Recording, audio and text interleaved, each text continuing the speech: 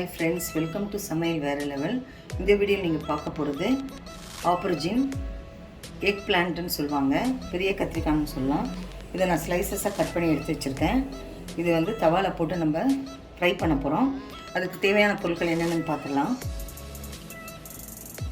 1 spoon சோம்பு பொடி, 1 spoon மிளகு பொடி, 1 ஸ்பூன் தந்தூரி பொடி கடையில் கிடைக்கும், 1 டேபிள்ஸ்பூன் மிளகாய்த்தூள், 1/2 ஸ்பூன் குழம்பு மிளகாய்த்தூள், அதுக்கப்புறம் 1 டேபிள்ஸ்பூன் லெமன் ஜூஸ், 1 டேபிள்ஸ்பூன் இஞ்சி பூண்டு பேஸ்ட்.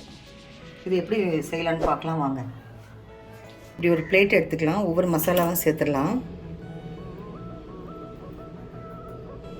மிளகாத்தூள், மிளகு பொடி, சோம்பு பொடி, தந்தூரி பொடி, அதுக்கப்புறம் இஞ்சி பூண்டு பேஸ்ட்டு, கொஞ்சம் லெமன் ஜூஸ், தேவையான அளவு உப்பு. இதை நல்லா மிக்ஸ் பண்ணிடலாம்.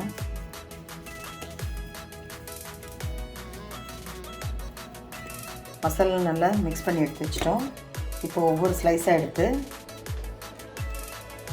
மசாலா தடவி வச்சிடலாம்.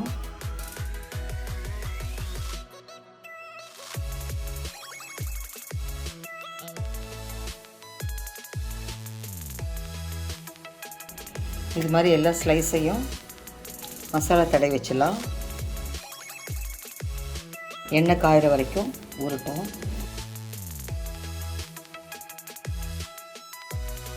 எல்லா ஸ்லைசஸ்லையும் மசாலா தடவி ரெடியாக வச்சுருக்கோம்.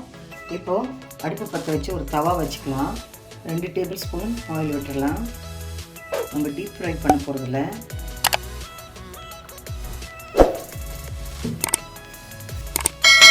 அடுப்பு பற்ற வச்சு தவா வச்சு தேவையான அளவு ஆயில் விட்டுருக்கோம். ஆயில் சூடாகட்டும்.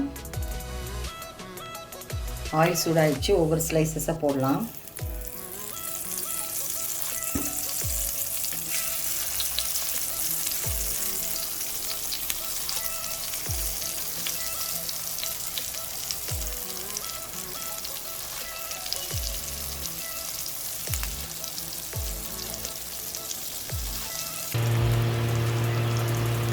ஒரு பக்கம் வெந்துருச்சு, இன்னொரு பக்கம் திருப்பி போடலாம்.